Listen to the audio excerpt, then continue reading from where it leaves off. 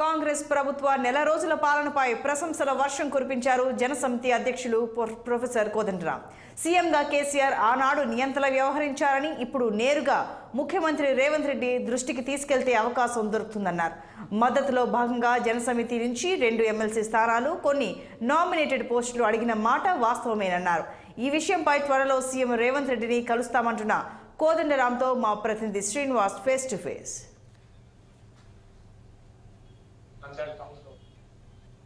Party నెల రోజుల పాలనకు సంబంధించి మనతో మాట్లాడడానికి జనసమితి రాష్ట్ర అధ్యక్షుడు అదేవిధంగా ప్రొఫెసర్ కోదండరాం ఉన్నారు. సార్ చెప్పండి సార్, ఈ కాంగ్రెస్ పార్టీ ఈ నెల రోజుల పాలన గురించి మీరు ఏం చెప్తారు? ఇది బాగుంది, ఎందుకంటే ఆంక్షలు లేవు అన్నిటికంటే మించి. తర్వాత రెండవది చాలా ముఖ్యమైన విషయం ఏంటంటే ఇప్పుడు ప్రజలు కలవటానికి అవకాశం ఉంది. ఇదివరకు కలవాలంటే చాలా కష్టంగా ఉండేది. ప్రజా భవన్ దగ్గర వెళ్ళి చెప్పుకోవచ్చు, ఇక్కడ మంత్రులకు చెప్పవచ్చు, ఎమ్మెల్యేలకు చెప్పినా కానీ పనులు అవుతున్నాయి. కాబట్టి అదొకటి సంతృప్తిని కలిగించే విషయం. మూడవది, ముఖ్యంగా ఎన్నికల సమయంలో ఏ సమస్యల పరిష్కారాన్ని ప్రజలు కోరుకున్నారో వాటిపైన ఓ ప్రయత్నం జరుగుతున్నది. ధరణి మీద కమిటీ వేసిండ్రు, టీఎస్పీఎస్సీ సభ్యులు రాజీనామా చేసిండ్రు. తర్వాత రెండవది, ఇవాళ చాలా ముఖ్యమైన విషయం ఏంటంటే వాళ్ళు రాజీనామా చేయటమే కాదు, ఇవాళ కొత్త కమిటీ నిర్మాణానికి అవకాశం కలిగింది. తర్వాత ప్రక్షాళన జరుగుతున్నది. ఎన్ని రకాలుగా కూడా ఒక మంచి పరిణామాలు అనేవి కనబడతా ఉన్నాయి.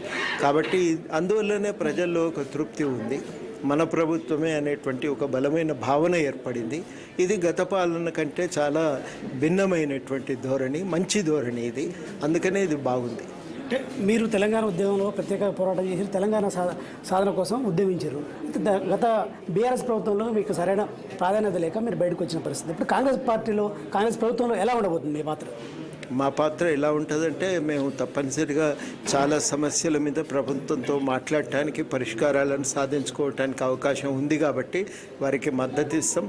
ఆ ప్రజల ఆకాంక్షలు నెరవేర్చడానికి మా వంతు పాత్ర మేము పోషిస్తాం. అంటే గవర్నర్ కోటాలో ఇప్పటికే మీకు ఎమ్మెల్సీ పదవి ఇస్తానని కూడా ప్రచారం జరుగుతుంది. ఇప్పటికీ ముఖ్యమంత్రి కూడా చెప్పిన పరిస్థితి. ఒకవేళ ఎమ్మెల్సీ కోట సంబంధించి గవర్నర్ కోటాలో ఎమ్మెల్సీ ఇస్తే మీకు మీ పాత్ర ఎలా ఉండబోతుంది ప్రభుత్వంలో? ఇంతవరకు చేసిన పని ఇప్పుడు కూడా చేస్తాం. అక్కడ వేదిక నుంచి ప్రభుత్వానికి మంచి చెడు చెప్పడానికి అవకాశం ఉంటుంది, దాన్ని సద్వినియోగం చేసుకుంటాం. అదేవిధంగా ఎమ్మెల్సీతో పాటు విద్యాశాఖ మంత్రిగా మీకు అవకాశం ఇస్తారని కూడా ప్రచారం జరుగుతుంది. ఈ నేపథ్యంలో ఇప్పటికే గత బీఆర్ఎస్ ప్రభుత్వంలో విద్యార్థులతో పాటు నిరుద్యోగులు తీవ్ర సమస్యలు ఎదుర్కొన్నారు. మీరు వారి కోసం ప్రత్యేకంగా పోరాటాలు కూడా చేసిన పరిస్థితి, ప్రభుత్వాన్ని ఎండగట్టే పరిస్థితి. ఒకవేళ ఈ ప్రభుత్వంలో విద్యాశాఖ మంత్రిగా అవకాశం వస్తే మీరు ఎలా చేస్తారు? అవన్నీ ఇప్పుడు ఎమ్మెల్సీ అనేది వాళ్ళు ప్రకటించారు, అది వాస్తవం. మిగతా అవన్నీ ఊహాగానాలు, వాటి మీద ఏం మాట్లాడతాం? వ్యాఖ్యానం చేయటం కరెక్ట్ కాదు. మీరు ప్రభుత్వానికి మద్దతు తెలిపిన వల్ల మీరు గతంలో కూడా కొన్ని పదవులు అడిగారు. ఇప్పుడు అవన్నీ వచ్చే అవకాశం ఉందా మీకు? వస్తాయి, తప్పకుండా. విశ్వాసం ఉన్నది, చేసే ఉద్దేశం కూడా వారిలో కనబడుతుంది. భవిష్యత్తులో ఇటు కాంగ్రెస్ పార్టీలో జనసమితి విలీనం కాబోతుందని కూడా ప్రచారం జరుగుతుంది. ఎంతవరకు వాస్తవం? మేము ఏదన్నా ప్రకటన చేస్తే అడగండి, మంది చేసిన మాటలకు మమ్మల్ని అడిగితే ఏం చెప్తామండి సమాధానం?